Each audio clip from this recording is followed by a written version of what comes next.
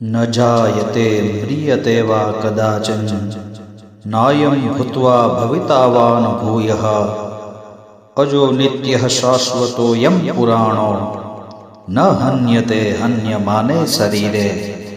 શ્રી ભગવાન બોલ્યા, આત્મા માટે કોઈ પણ વખતે જન્મ પણ નથી અને મરણ પણ નથી.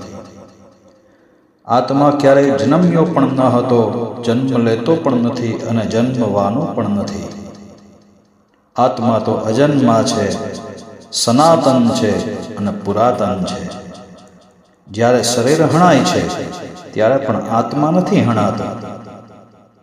આજે માગસર સુદ 11 એટલે શ્રીમદ ભગવદ્ ગીતા જયંતી.